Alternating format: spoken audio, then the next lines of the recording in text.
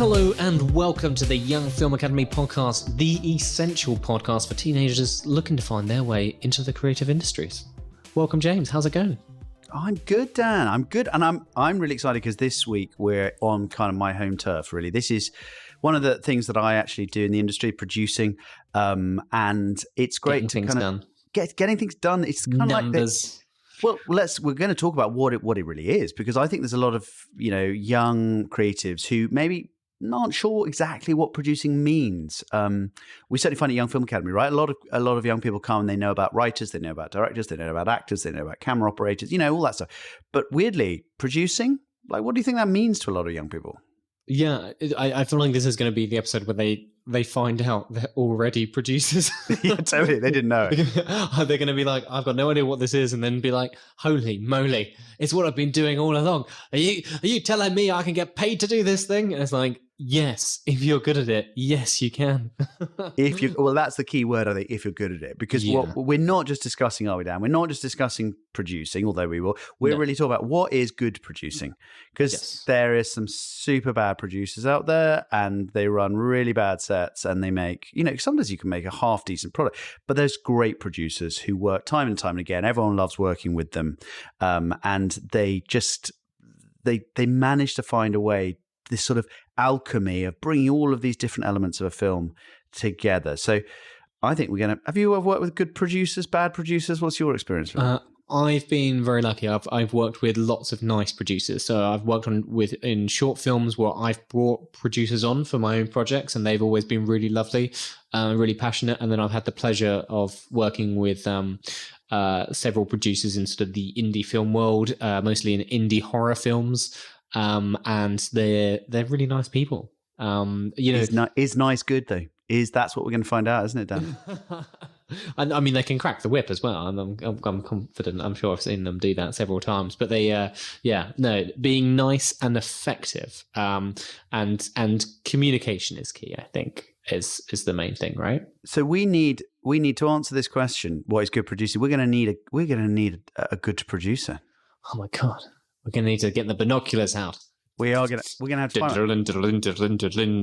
go on.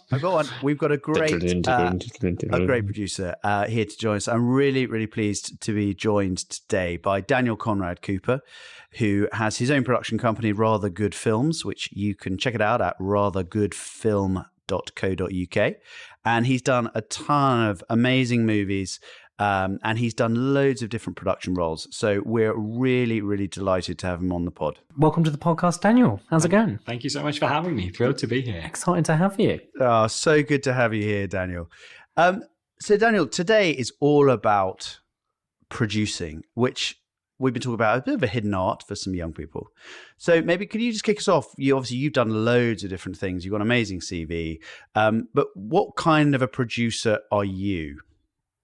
So I think, as you said, James, there's lots of different sides of producing, and there's lots of different things that a producer does. But for me personally, most of what I do is what's called physical production. And that is the management and running of a film shoot. I'm also involved in lots of different levels of the journey of a film, putting a project together, pulling the people in to make it happen, and then making sure it happens and seeing it through. That's amazing. And does that have a kind of title, if you like? That particular type of producing, or a number of different titles? Yeah. So I got to where I am through the production line, which is very much the organization and the administration of getting the right people and things in the right place at the right time in order to be able to make a film. So the type of producer I am is probably a line producer who manages all aspects of the shoot. But once you've been working as a line producer for a bit, you might be a producer of a project overall and responsible for, as I said, bringing all of the pieces together, making sure everything stays on track, and taking films from a script, from just a script and some money, into an actual film, hiring all of the people and putting into place all of the different pieces of the puzzle to make a film happen. Basically, the most important person in my view. It's like totally basically on films. It's the Daniels of the world. Because you're the engine room of the actual thing, and there's loads of, you get the sort of slightly executive types who kind of float in and float out. And then you get the arty types who have a vision for the art. But actually, there's someone's got to make this goddamn thing happen. And it's true. And that's you, basically. So I honestly think, and people like yourself, it's why people really want to work with you, Daniel, is that I always think there are just not that many people doing what you do, it feels like. Is that your impression? That's true. Yeah, it's not a very glamorous role. So not many people know what producers do outside of the industry. People think that projects are quite director-led and that it's a director that comes up with an idea and makes a film happen. And sometimes that is the case. But more often than not, there's a producer in the mix right at the start who comes up with an idea, hires a writer to write that idea. You then work to hire a director who comes onto that project. You then try and raise some money. You then try and spend that money wisely with a good and efficient shoot. And then hopefully you're involved in selling the film and trying to get your investors some of their money back, and hopefully as many eyeballs as possible on your film so that you get to do the whole thing again. That's the plan. Is it hard to sort of step back? Obviously, it sounds like, you've worked through all the different aspects of it. And I wonder, when you go from being like a line producer to a producer, is it hard to let go of some of those tasks? And do you ever think, oh man, I wish that was me in charge of that little thing? Yeah, I think that's definitely true. Like my path, the way I've ended up as a producer is by taking a lot of different jobs on film sets. So I worked my way up from the bottom. I was a runner and I was an assistant. I worked in the camera team for a while. I worked in the accounts team for a while. All of the time trying to understand how films get made and who does what on a film set. Because in order to be able to manage people and put together teams, you have to understand what you're actually asking people to do. Because now, the stage that I'm at as a producer, I write a budget, I put together a plan, I put together a schedule, a first draft of the budget and the schedule. And those things have to be realistic. And the sort of person who becomes a producer is somebody who enjoys some spreadsheets, like they enjoy organizing their friends. They don't mind having a director who thinks that they're in charge, but they know that really the producer. Yeah, totally. You're actually running it. And it's about bringing together pieces and being clever with how you bring together pieces. What's really joyful about my world is that I get to hire my friends. I get to bring together groups of people that I think are interesting to try and make something interesting on film. That's my life now, which is fun. Amazing. But I'm quite controlling. Yeah. So yes, that's what Dan is hinting at here, is that I'm not so good at delegating tasks. Because I know how to do lots of things. I quite enjoy doing those things, and but that's a bad thing. I was only asking because I had it with editing, right? So I'm a really experienced editor. So then when I work on a project as a director and there's another editor involved, there's an element of like, I kind of want to be, piecing those pieces together, right? It's true. And actually that talks a little bit to what it is that a producer does. If you've got an amazing team and everyone's brilliant at their job, a producer doesn't really have to do very much because you've put together a brilliant team. But if there's any weaknesses in that team, the producer has to cover any gaps. If everyone turns up to work one day to make the film and the camera operator hasn't shown up or the first assistant director hasn't shown up, it's the producer's job to solve that.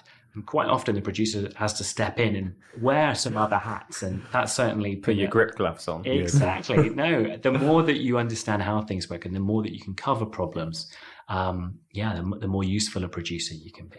And you worked on Dunkirk, didn't you? But I think you were a production supervisor on that project. And so how was that kind of different from line producing? Talk us through that. So Dunkirk was an amazing film to be a part of because obviously it was huge with a lot of moving parts, and we had planes and we had boats and we had thousands of extras and explosions galore. So what I was actually doing on that project as a production supervisor is sort of a line producer who's responsible for a specific portion of a shoot. So I was involved in sort of setting things up initially in France and then in Holland and then in the UK. So across 3 different countries, which also comes with some challenges. But when you've got a big budget movie like that, it can afford to move around to different places for different reasons. For example, we were in France because Dunkirk is in France and we wanted the authenticity of being in the actual place. But just because we want to be there doesn't mean that it's necessarily going to work there. So I get sent to go and explore the feasibility of filming a huge Christopher Nolan movie in northern France, where not much filming had happened in Dunkirk before we went there. So was it actually filmed in Dunkirk? So that was the reality of the location? Yeah, indeed. That's so cool. So that's where I got to live in Dunkirk for 6 months. Not the most glamorous place in the world. Like school trips used to go there. But for example, in that process of being in Dunkirk, we found that the sea around there was very rough and the tide changed a lot. And it became evident that we weren't going to be able to film our water-based sequences in Dunkirk. So we had to find somewhere else. And that's how we ended up in Holland. There's an enormous lake that is really at the heart of Holland. And it's non-tidal. That means the water doesn't go up and down at different times of the day. And it's not very deep.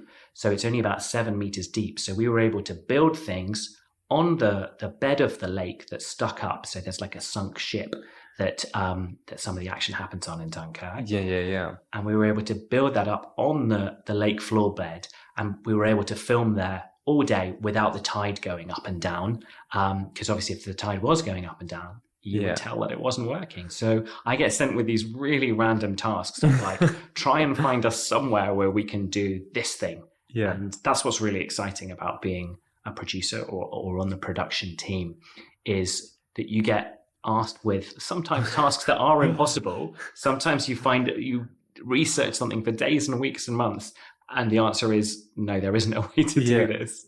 But the challenge is to try and find a way. Some of the tasks must be insane. Like, okay, we're looking at filming in Dunkirk, but as you're saying, you've got all those moving pieces. Like where do the airplanes take off from, and like how far away and how far they've got to travel? Like, is that sort of like a... Exactly that. So we were able to find some Spitfires to come and take part in our filming, but the owners of those Spitfires wanted to be the ones flying the Spitfires, and they didn't really want to hang around for weeks and weeks until we knew when we needed them.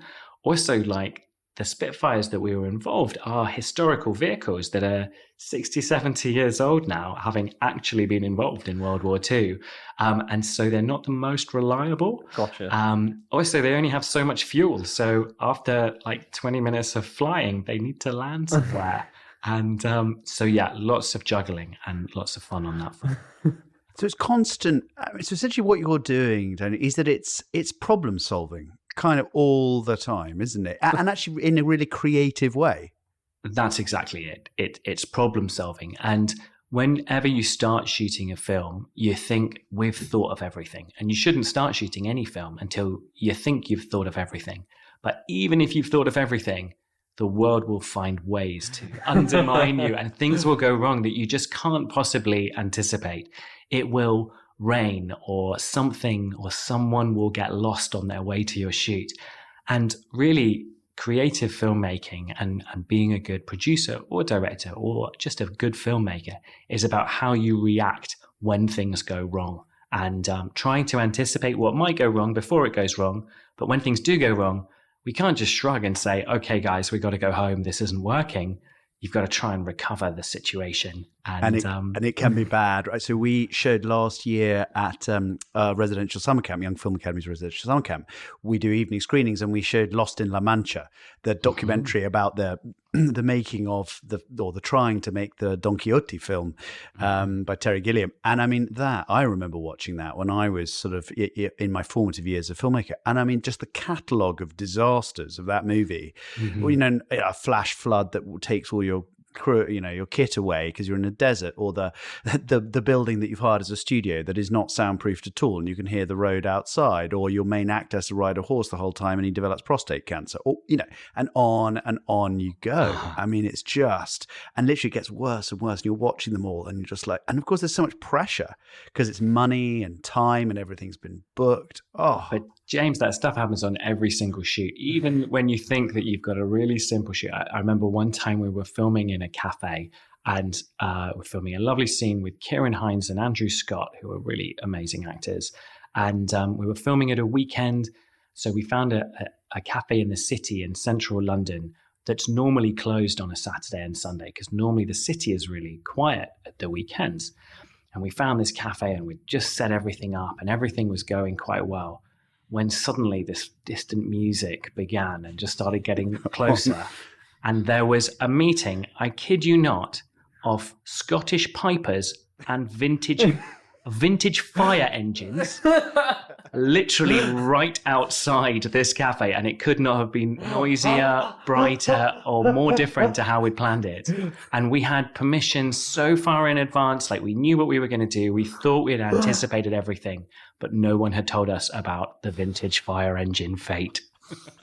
Well, actually, that reminds me. Dan shot a feature film recently, but set in a cave, and I'll leave you, Dad. Tell us the lights story, because this is the great story. Oh well, we looked at obviously the Descent, which is the cave movie, and they very cleverly in that film find ways to light the scenes. You know, someone will like snap a glow stick and then throw it on the ground, and then boom, they can light the scene green and stuff like that. So we were like, okay, we worked out the scenes that we could do that for, and we thought we'll maybe have some extra sort of light coming through cracks in the ceiling and stuff like that. But we wanted it to all feel motivated. So we're going for a very naturalistic feel anyway. But we just didn't want, you know, like in some caves, the water's magical and it seems to be glowing, and it's like, where's that light source coming from? That looks like a way out more than anything. But we get there day one, and we're like, you know, we recce'd and we made sure that yes, they have power, they have plugs, and they're all over the caves and stuff like that. So we knew it would be fine. But then when we plugged the lights in, we turned them on, but the caves, because they were commercial caves, they've got all these bright pink and green lights up in the sort of the roof to show you the caves in a very cool way. And we were like, yeah, can we get those switched off? And it was at that point they realized that they were hardwired into the mains of the whole system. And the only way they could turn the bright pink lights off in the cave for this horror movie would be to turn off power entirely. So, and scaling the walls was not an option. We didn't have the expertise for that. So we had to then forego our entire sort of vehicle of lights for the entire shoot. Such a great story. We had to light the entire movie with a single tiny LED panel, which was the only battery-powered thing we have. We put it next to whatever actor was talking, we had a tiny LED panel next to their head pointing at whoever they were looking at to simulate the headlamp that they were wearing. And that was the movie. So we were going for naturalism, but we weren't quite going for that level of naturalism. It looked great. You did a great job, because honestly, I couldn't have told. So it's improvising, right? You know, improvising indeed. I've got another little funny story, just because it's the anniversary. It's a mutual friend of James and mine, a guy called Tom Edmonds. It's his birthday tomorrow, and on this day, I think 5 or 6 years ago. Yeah, send a text. It was the last day of filming on a film we did called Dead in a Week or Your Money Back, and the big final shot that we were going to do on this film involved a man on the wrong side of a bridge, and we had got permission to close down Chelsea Bridge in central London, which was quite a big feat.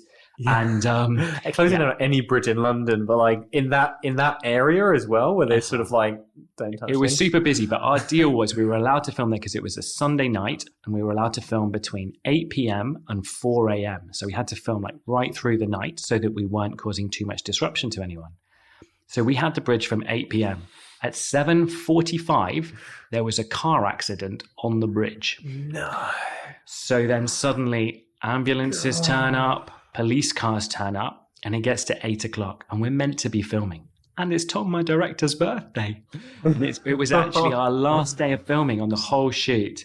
And it got to like 8:15, and then I went over to this accident scene, and nobody had been injured, but there was a lot of damage to cars.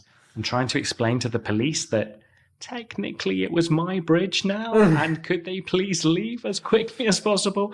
Is not a very easy conversation to have. But luckily, everyone was okay. Everything did get moved off, and we just about got all of the blue flashing lights away from our set, and we're able to start filming.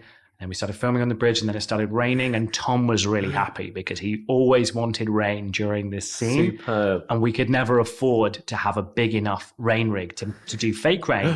But he got real rain from the gods, and yes, we ended up having quite a good time. But didn't you have an issue? Didn't you have an issue at the end where then the lights went off on the bridge? Just as you were about to go that deep. So it turns out that at midnight, the lights go off on all of the bridges across London. No. Which would have been fine if they'd been off from the start of the evening. Continuity. But it went from a very bright bridge to a very dark bridge. Luckily, there is someone that you can call, even at 5 minutes past midnight on a Sunday. And we were able to get through. And a very nice man came and helped us turn the bridge lights back on. Superb. You see, now that is good producing. That is... Basically, so when you're on set and the lights go off, and then someone like Daniel goes, "Just give me a few minutes, guys," and then he comes back in about 20 minutes with a man called Peter and says, "Peter's going to put the lights back on." You just go, "You're a genius. How do you do that? You're a wizard. Well done." Got to be ready for anything, James. That's amazing. That's such a great story. So, which kind of, I suppose, perfectly leads on to this sense of what do you need? What kind of qualities do you think, having done this a lot, what kind of qualities do you think both you have and maybe other producers that you've worked alongside or that you respect, where you think that's what makes good producing? Mm-hmm. I think really it's all-rounders that normally end up in the producing role, because really most of my life is a juggling act of trying to keep as many plates spinning at the same time as possible. Because if I let any of those plates drop, if one part of a film is terrible, it doesn't matter if everything else is brilliant. It becomes a terrible film. It's the common denominator thing, right? Exactly that. So if you shoot a little film and the sound on it is terrible, no one is going to love your film. It's really hard to love a film if you haven't got everything up to a certain standard. But likewise, there's no point spending loads of money and time on costumes if you don't spend any money and time on anything else. And whichever department it is, your job as a producer is to try and even it out so that all the scenes in your movie are good. All of the departments are working at the same standard. Like winning an Oscar for one thing, but everything else being terrible in your movie isn't going to make you a good movie. So finding that balance. And a lot of that is about contacts, and you build up contacts over time. The more projects you work on, the more that you see things going wrong, and therefore the more you're able to anticipate what might go wrong on your next project. So that's definitely helped me. I've worked on a lot of different films. I think nearly 58 films I've worked on now, which is crazy. Wow. Wow. It's kept me busy. So yes, the other thing is about dealing with people. You got to be quite a good people person, because any film that's being made is always, or should always be, ambitious. You should always be trying to make a film that looks bigger than the sum of the parts. If you've got £10 to make a film that looks as though it cost £20 at least. Oh, yeah. And if you've got, it's exactly the same if you've got £100, if you've got £1,000 or £1 million, or even on a Christopher Nolan movie, when you've got $100 million, you're not trying to make a movie that looks like it cost $100 million. You're trying to make a movie that looks like it cost $200 million. So it doesn't get any easier. But what you lack in money, you have to try and find in love and favors. And that often means, just geeing people up, being a good manager, keeping people on side. And that's how you make an awesome film, is by keeping a team that's happy and energized and motivated. And if you can keep everybody's spirits high, then you can normally make a film that's bigger than the sum of the parts. Is it easier when you're on something like a Nolan film, when people are aware it's a Nolan film, or is it easier to pull those favors because you can be like, it's a Christopher Nolan movie? Or does that actually introduce barriers because people assume you suddenly have loads of resources, To be honest, it used to be much easier, because it used to be when you said you were making a film, everybody got excited and wanted to help you. It's still like that in the the countryside, I find. The further you go away from go to rural Britain and make a movie. But now, whenever you say you're making a film, even if you're making a student film or a film with a group of friends and there's no money at all, everybody thinks because it's a film, you must have loads of money. And you never have enough money, and you're always trying to save money. My job as a producer is always to save money, because I know that something else will come up. There will be a problem down the road that I'll need some more reserve money to solve. And so, yeah, I would say working on a Christopher Nolan movie is tricky because everybody wants a payday. All of the actors want to be paid really well. All of the locations want to be paid really well. And don't get me wrong, there's a lot of money to spend. But it's not Disney. Right. Just like have the blank checkbook. Yeah, right? I don't think anybody really has the blank checkbook. Right. Like it's always, you're always trying to do deals and you're always trying to get value for money. So the challenge is sort of finding the opportunities, finding where you can pull some favors that other people don't. And this is a bit of advice that I often give out. But if you're thinking of making a movie, however, especially a short movie, think about what you have access to that maybe other people don't. If you've got an aunt with a horse, put a horse in your movie. If you've got a mate with a fancy car, put that fancy car in your movie. If you don't know anyone with a horse, don't put a horse in your movie because it becomes very difficult to find these things and to solve these problems. And you can end up... Sorry. We actually talked about that exact point on a number of other podcasts because we were talking about, it's almost, there's both a sort of logistical thing that you're talking about, but there's also the creative thing, which is if you start with a blank page as a creative person, what do I want to make this story about? It's very difficult. Whereas if you start with the fact that your aunt's got a horse and your mate's got a cool car and, at least you've got two things. And then your granddad's got a bungalow that you can shoot in. Okay, so you've got a horse and a bungalow and a great car. Well, now you can sort of join the dots creatively. And actually that can be a really helpful springboard. Absolutely. And when we talk about adding value, it looks as though you've spent a lot of money to find a horse and a car and your uncle's bungalow, but actually you've got all those things for free and they all happen to be very close to each other. So it's very easy to spend a lot of money creating an environment that actually looks quite normal because that's what you've written.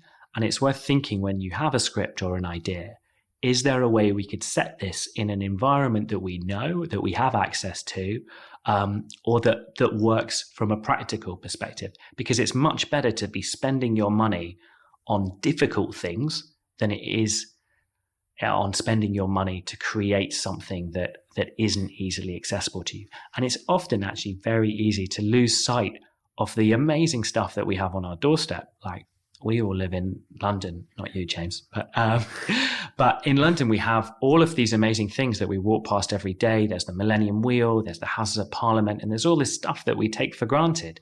And if you haven't been to London for a while, you see those things and you think, wow, that's cool. Yeah. And putting some of that stuff in the background of your film, looks as though you've spent tons of money. And it doesn't necessarily mean you have. If you're clever about what's on your doorstep. Or stock footage as well. Let's be clear. I mean, that is Absolutely. a great tip for young filmmakers. Is you can for sort of 20, 30 pounds, you can get some fantastic high definition clips that you'll get the license to use from sites on the internet that looks like you've got an amazing sort of aerial shot across London by night, and then you cut to someone getting out of your mate's car. And it feels like you're in a Netflix show. There's another website called Pexels where people upload their material to be used in projects commercially. So like for anyone listening that is looking for free stock footage, that you can literally go on there and search for what you want. It's really cool. It's really impressive, the amount of stuff on there. That's great. Playing to your strengths and these opportunities of objects is only half of it. You should also be thinking about where you have connections. If you know an actor who's good, write something for that actor that lives next door or lives in your village.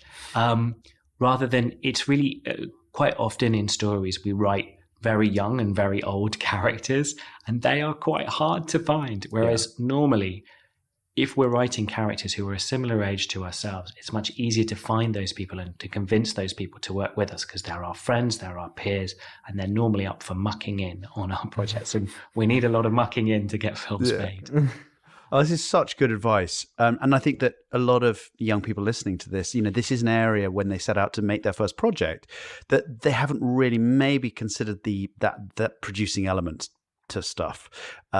We actually do again a workshop at Young Film Academy where we showed like the opening minute and a half, let's say, of something like Lord of the Rings or a big movie like that. and literally we'll watch it with the students and just with a whiteboard afterwards say, okay, so we've watched this minute and a half. Just tell me everything that practically had to happen so that you can sit here and watch that. And it's quite because the students start off and there's this moment and someone goes, I suppose you needed swords. You go, okay, great. Who provides swords? And they're like, an armorer. And you're like, great. And then, oh, you need actors. Yeah, and where they stay. Oh, yeah, you need hotels. And where do the actors need to go to the toilet? Oh, you need portaloos. And you sort of go through all this stuff. Yeah. And by the end of it, literally the whiteboard is just absolutely rammed. And there's this glazed look in the students' eyes thinking, I'm never going to make a movie in my life. I'm staying well away from all this stuff. But I think it's so good to hear from you for those kind of practical tips so they can understand, because there will be this big producing element to whatever project they do. Yeah, and I think especially for those early projects, if we think about that whiteboard, think about putting stuff on that whiteboard that you already have and that you know that you've got.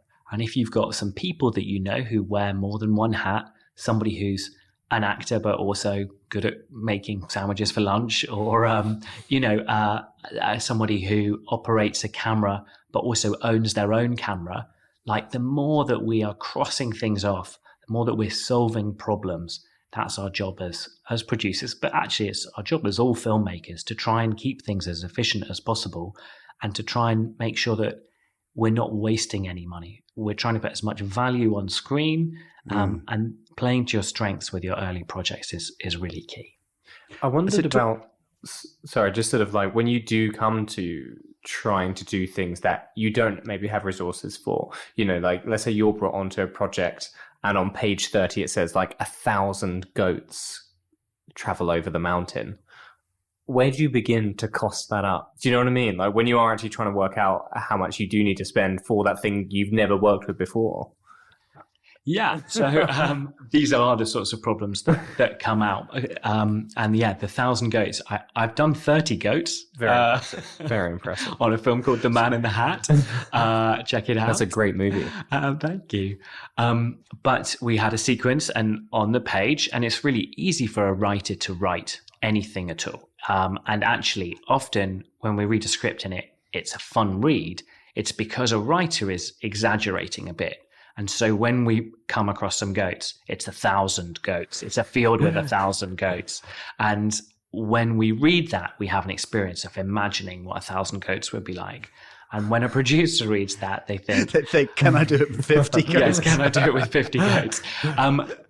But what my job is in that situation is to talk to the writer and the director and say, look, why do we need 1,000 goats? Like, what are we trying to achieve? And is there a way of achieving that means that we're not spending our whole budget on goats? Because if we spend our whole budget on goats and nothing on anything else, then is that what we want to do with the film? And maybe this is the big trailer moment that we want 1,000 goats. For the film, The hell Goat. Yeah. for your it's local called goat The enthusiast. 1,000 Goats. Yeah, we need 1,000 goats. I mean... And so, maybe you need 1,000 goats, or maybe there's somewhere we can put the camera that makes it look as though we had 1,000 goats. If we put a camera on the floor and have 30 goats walk over the top of that camera, it's going to look like an awful lot of goats. Is there a way we can be clever? Maybe there's a visual effects solution that means that we don't have to physically have 1,000 goats there. Yeah, Goatlands. It gets complicated. I love that. With this whole podcast being taken over by goats is brilliant. So, segueing seamlessly from goats to your childhood. So, how did you? So smooth, seamless, James. How? Look at that. There's no corner there. How did you get? I suppose get into this. What was your journey in, and sort of when did that start for you?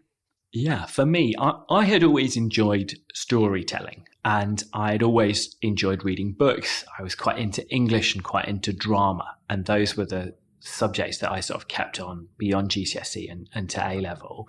I was a bit into theatre as well. I was a bit dreamy. I quite enjoyed going on journeys. And I think that was sort of the root of things. And actually, it was during my French A-levels when I was 17 that our French teacher got a little bit lazy towards the end of term and would stick a film on for us to watch. And I remember watching these French films in class and just seeing the sorts of films that I just hadn't seen before in French. So I couldn't really understand what was going on. But I was paying attention to the pictures and I was drawn into visual storytelling. And it was kind of amazing. And that's what got me into film as I got to see what an awesome film looked like. And those early films really inspired me to kick on. But I had always been an actor and had really enjoyed acting, and I'd acted in a lot of school plays. Yeah. And I was looking for ways to translate that into some sort of a career. And when I went to university, studied English at university, and again, doing lots of theatre, doing lots of drama. And then I thought, as I came out of university, wouldn't it be cool to continue working with these actors that I knew, and maybe I would organize some stuff. So after university, I organized a play, and we put on a small play in a very small theatre in central London that was really sort of an exhilarating experience because people paid money to come and see this thing. And that's quite a scary thing about the world that sort of arrives a little bit later, is that suddenly you have to earn money. Yeah. And making things and playing, it can be a bit harder to get paid to play. But maybe there's a route into that. And I realized that I knew a lot of very talented and interesting people. And so my plan was always to become a producer, to bring these talented and interesting people together to make things. Like, that's always been my dream. And, you know, I haven't managed to work with all of my friends yet. I'm still working on that. But every time we make a film, the goal is to be allowed to make another film. But it's very easy to mess up making a film. And if you mess up, and you lose a bunch of money or you waste a bunch of people's time, it can be very difficult to recover from that. But the dream is always just to sustain a life. And I should point out, while I've made a lot of films, I'm not super rich at the moment, but I do really enjoy my life. Yeah. And I get to choose the projects I work on, the stories I'm telling, and the people I get to work with. And that, for me, was always the dream. Yeah, that's amazing. Which university did you go to? I just our listeners maybe might be interested. So I went to Oxford University, and I studied English literature there very occasionally while doing lots of drama. Yeah. And I was really lucky because in my year at university, there were some really talented actors. So we had Felicity Jones and Riz Ahmed, whose careers have kicked on, both sort of Oscar nominees who've done fantastically. And then these guys, Gethin Anthony and Harry Lloyd, who ended up in Game of Thrones. And actually, those were some of the people that I reconnected with on films later. And my business basically became giving TV actors their first movies. So getting a guy from Game of Thrones to do his first movie, getting a girl from Downton Abbey. We had Laura Carmichael, who was Lady Edith in Downton Abbey. And her first movie was one that we did called Burn, Burn, Burn. And it became a way of like adding some value. And I'm just going to touch on something that I get quite excited about, which is when I was starting out in my career, I was trying to find a way to get people to pay me to do something that I hadn't done before. And nobody was ever going to pay me to do something that I couldn't prove that I could do. But I realized that I wasn't the only one starting out, that there were people in the costume department, in the camera department, who were also juniors, who had long-term ambitions to be seniors. So I found other people who also wanted to progress their careers. And I pulled those people together to try and make things, very simple things to start with. Likewise with these actors that I knew, those people who started to have some success, I started to talk to them and say, what do you want to do next? What are you looking for? And those guys who'd been in Game of Thrones, both of them were like, we want to do stuff with an American accent. So I was like, okay, let's make a film where you're doing an American accent. Yeah. For Laura Carmichael, who'd been in Downton Abbey, she wanted to do something that was as different to Downton Abbey as possible, where, you know, she got to tell some jokes and be fun and funny and dress in modern clothes. Likewise, the film we've just done that just came out last year called The Colour Room, Phoebe Dynevor, who's the lead in Bridgerton, hadn't done a movie before, so was super keen to do a movie. And So we approached her with the project and said, would you come and do this? And so she's excited about it. She's gaining something from the process. But we also, our film gains a lot from attracting someone who is famous and who has some profile, helps us raise the money, helps us get people excited about working on it. Yeah. So what I would encourage you to do is to think about, what do you want to achieve, but also talk to other people about what they want to achieve, because that's how you get people to work with you and to create stuff that is cool and fun and that helps everyone who gets involved in it. Such a good way to think about it. It's actually like martial artists, I think, talk about this, don't they? The idea that you use someone else's momentum. Yeah. So instead of, you could just try and pull them this way, but actually they're trying to go the opposite way. It kind of balances up. So you've just got to choose that one moment where they're going this way, and then you're adding your power to that. And actually, you're getting, so much more by, harnessing their own momentum into where you want it to go. Yeah. It's about, finding synergy. Finding stuff that other people want to do and seeing if you can make that part of something that you're trying to do. And that way, you just create projects that everybody enjoys and that everybody gains something from the process of making it. And you can feel that passion in those projects, right? I generally find like when you watch some movies, you're just like, everyone involved in that really cared.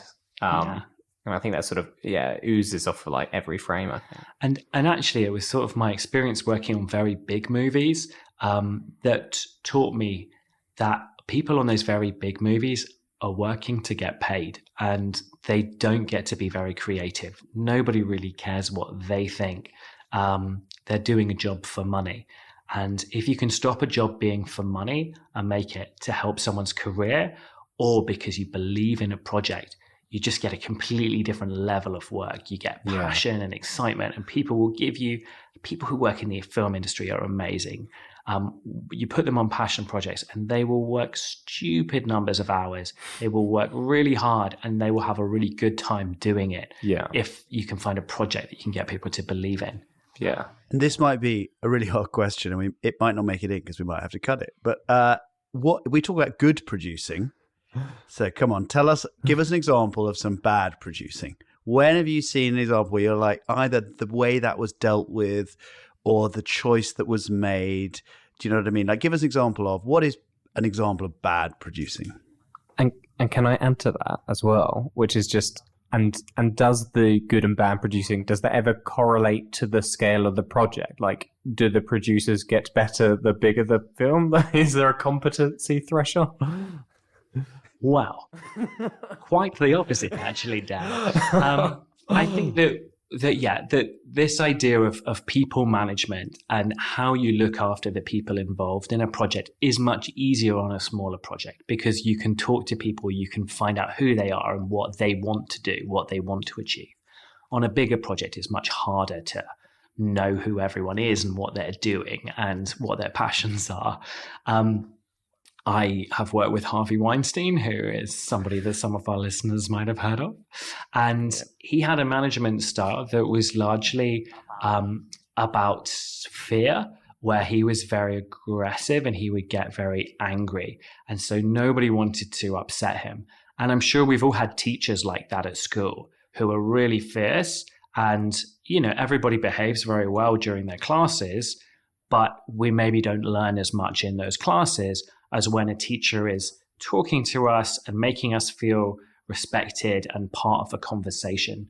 I think any type of management, you have a choice as to whether or not you're going to be on the level with the people that you're managing, or if you're going to try and behave in a way that is superior to them. And there's some balance, because sometimes you have to make tough decisions. The producer's the person that has to sack people if things are going wrong, or if things get broken, you've got to take responsibility. And that can be quite tricky. As a producer, I'm also responsible for health and safety. And health and safety is one of those things that sounds quite boring, but ultimately, if somebody gets hurt making a film, that's a really terrible thing, because you've got a group of friends coming together to make something good, and nobody should be put in any danger in that process. But you should be thinking about these things as a producer. Am I doing something safely? Have I got the right permissions? Am I taking the right amount of risk? You always have to take some risks, but it's up to you to say, no, you know what, this needs to stop. Yeah. I had a very good example of that recently. We were filming in Hungary last summer, and we were filming in a quarry, and we were trying to pretend that this quarry in Hungary was in Afghanistan, and the only bit of Hungary that looks like Afghanistan is in the bottom of a deep quarry. But we were filming there at night, and it started to rain, and we were sort of expecting some rain, and that was okay. And then it started to thunder, but the thunder seemed quite far away. And then somebody started saying, well, Daniel, look, we have all of these lights up on big metal poles. Should we maybe stop? And if we stop, it costs the film loads of money, and it's really wasteful, and everyone just goes home if we stop.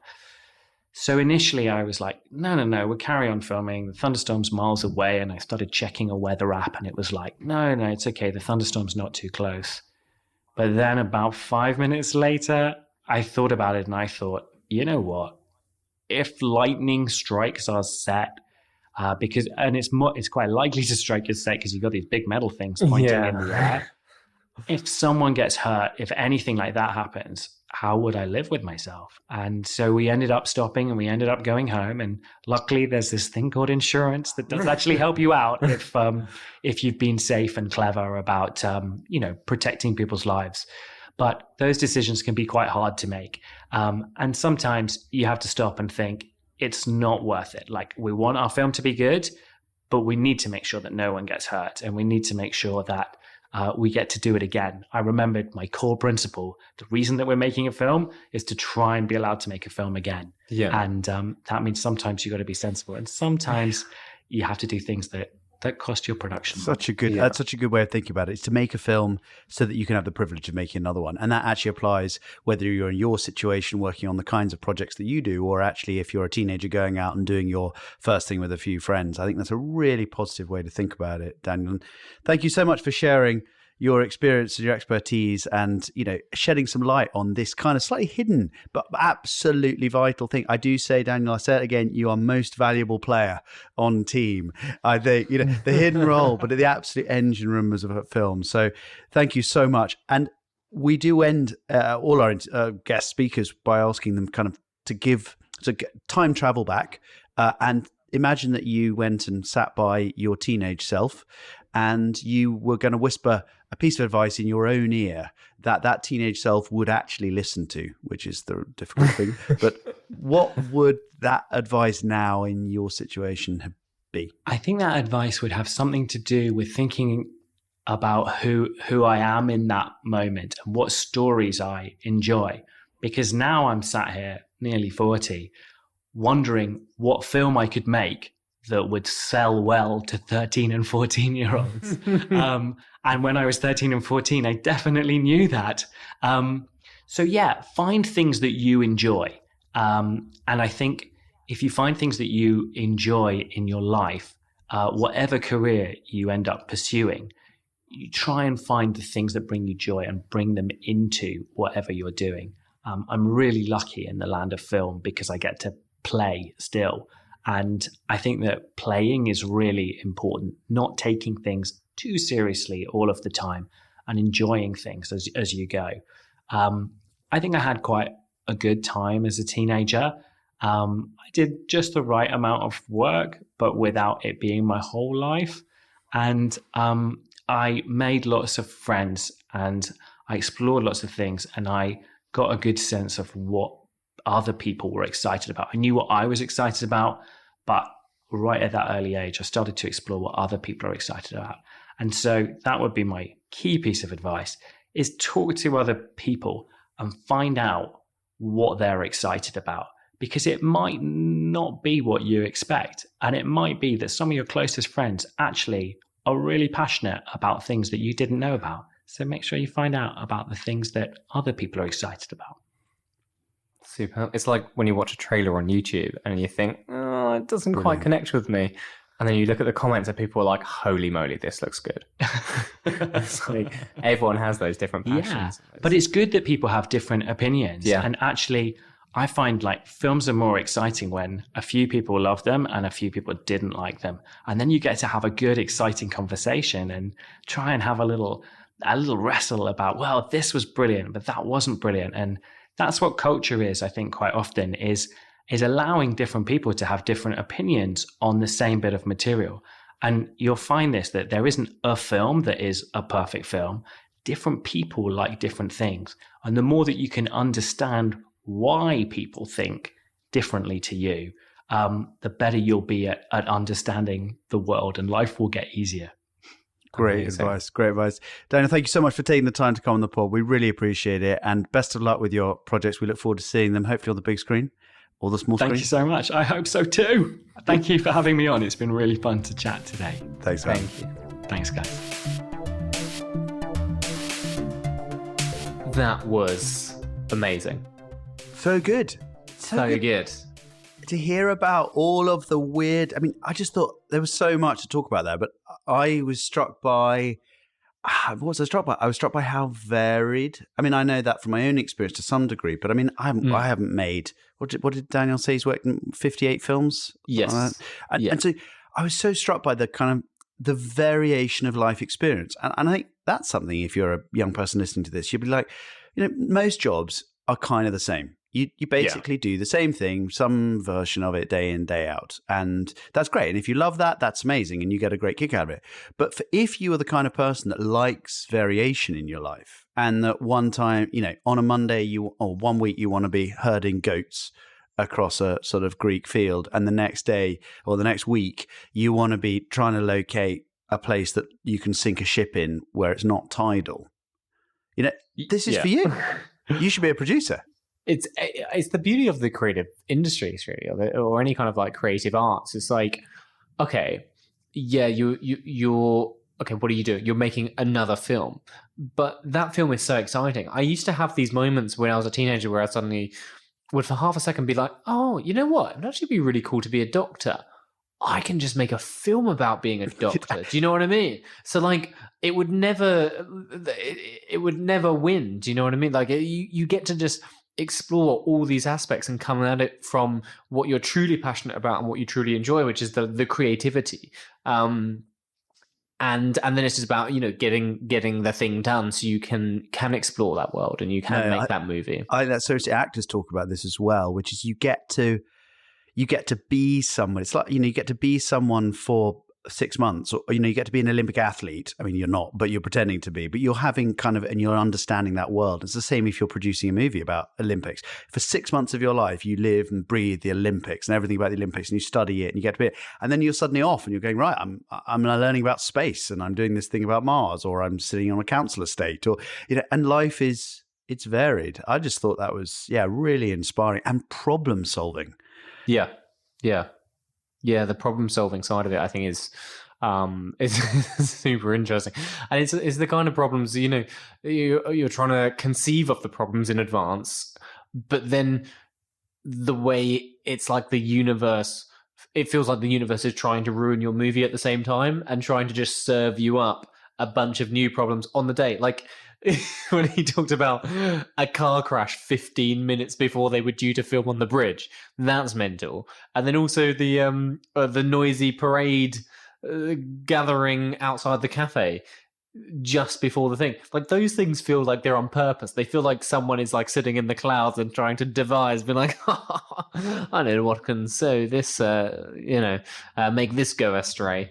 But I suppose it's so easy for us all to sort of, because socially, if you're in that situation, you just go, oh well, this is annoying, but we'll have to do it another time or whatever. But actually, if you're in his situation and you're going, well, we've got to shoot. I mean, we've got to shoot. So I can't just say, oh, sorry, guys, you've got to solve the problem. I just love that he's like, right, well, as we talked about, the bridge goes dark, Daniel disappears off, and half an hour later, the lights come back on. You're like, how do you do that?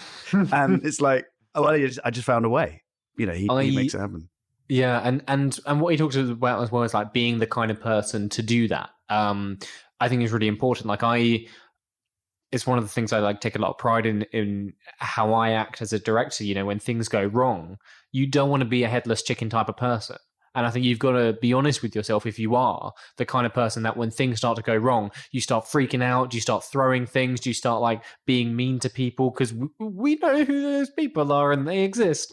And if you're one of those people, that's not going to get you very far. People aren't going to want to work with you, and you're not going to get a good response. Whereas if you can be calm, you can acknowledge, okay, yes, there's an issue. And then if you don't have a solution, that's fine. Bring your teammates in. You've already got them invested in the project, and be like, okay, guys, this is the problem. Do we have any ideas or things we can do so we can keep moving forward? And we're going to have to work out a solution, and that approach is so much better. And you can work on it. You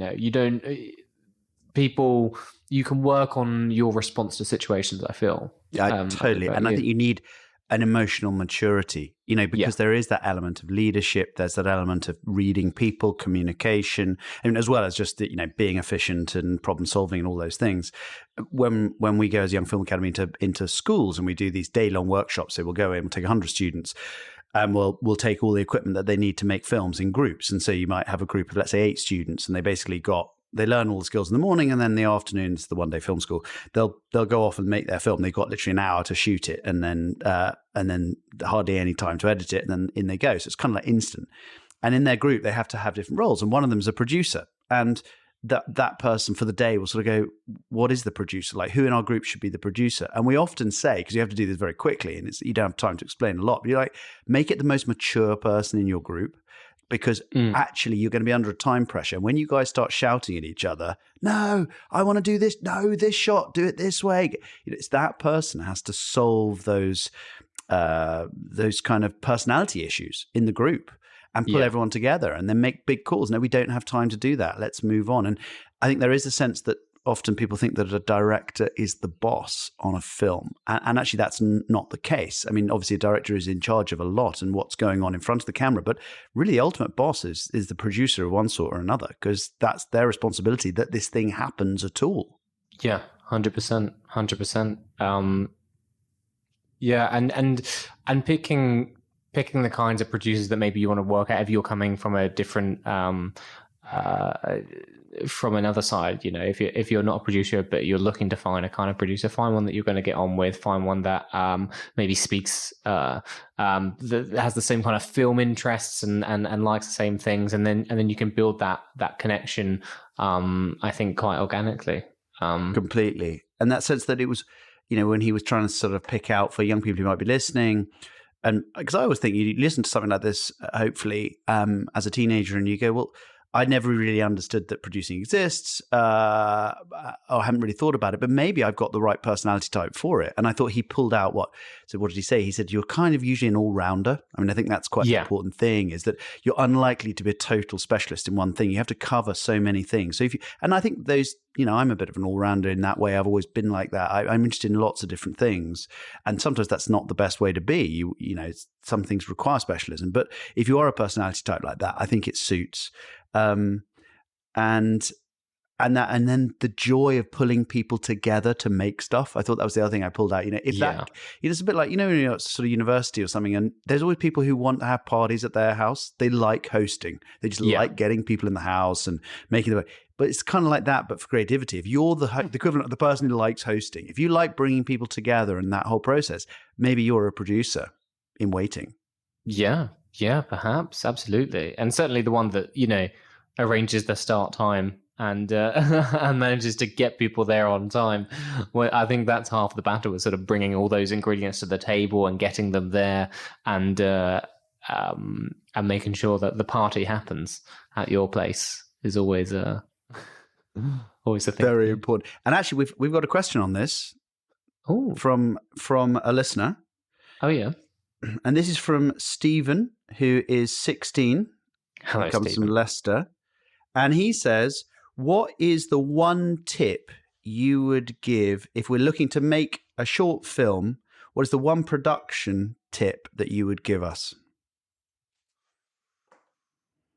So I suppose what he's asking is kind of from a producer's point of view, what could you do wrong? What would the thing you're trying to avoid doing if you're trying to make a short film? If it's your first film, and it almost feels like first film advice. I don't know about you. Just by the sounds of it, what's the tip on making a short film? Make something small. Finish it.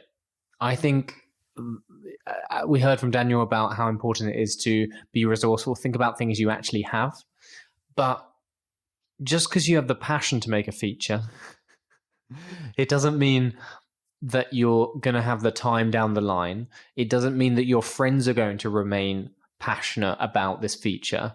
And you might find yourself 8 weekends deep into shooting a feature, and suddenly Jessica decides, I don't want to do it anymore. And there goes your feature. You cast her in the main role because you thought she was brilliant. And you are brilliant, Jessica, but you've just let the film down. And there goes your feature. Whereas if you just said, we're going to shoot for 1 weekend or even 1 day, then you're going to end up with a film that you can submit to festivals, you can show people.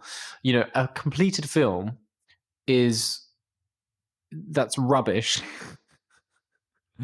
Is 1,000 times better than an uncompleted film, because that's not a film. And I think you're absolutely right that problems like a longer film is more problems. I mean, it's just more problems to solve. And if you're maybe starting out and this is new, then go short. And I think the other thing I would, just from a really super practical point of view, and we've talked about kind of starting with stuff that you already have got, and I thought Daniel was really interesting on that. But also I'd say, don't underestimate what a pain traveling is. Basically, when you've got, even if you're a small crew, and like literally find locations that are physically close by to each other.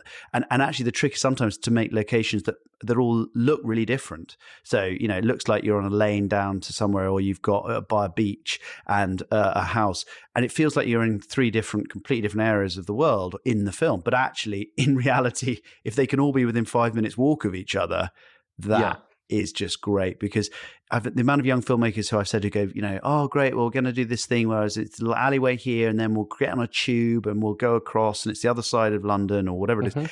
And you'll just find that you spend just hours trekking equipment and stuff, and you've got to reset up, and it's just a pain. So keep it geographically tight. You can even split your locations in half. Like, for those that know or don't know about the 180 degree rule, which I'm sure we'll talk about more in another episode.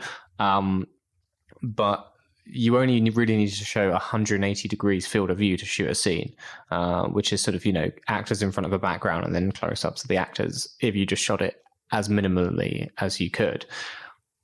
Behind where the camera is, there could be like a ditch, right? And then suddenly just spin the camera around. Now you've got a ditch. That's a completely separate location. You could have the actors get in a car, drive out of the first location, then have some scenes of them driving, and then they arrive at the ditch that was opposite where you were just filming. You can literally turn one place into many places. Which is also why forests and deserts, right? Forests and deserts are brilliant, because forests, you get into a little patch of forest with your crew, and you could shoot, and it all looks the same. So basically, it looks like that it's a week later, and you're just using 3 trees along.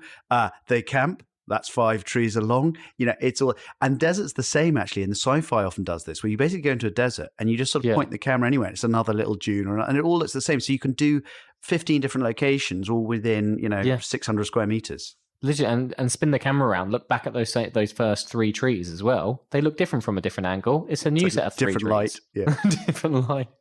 Absolutely. Brilliant. Well I really enjoyed that. Yeah, I really enjoyed that. I mean, sort of, talking about producing, as I say, kind of hidden art, and I really hope that some of our listeners might think maybe that's for me. That'd be a good result, wouldn't it, Dana? Are you an all-rounder? Well, time to start producing. See you guys next week. Take care.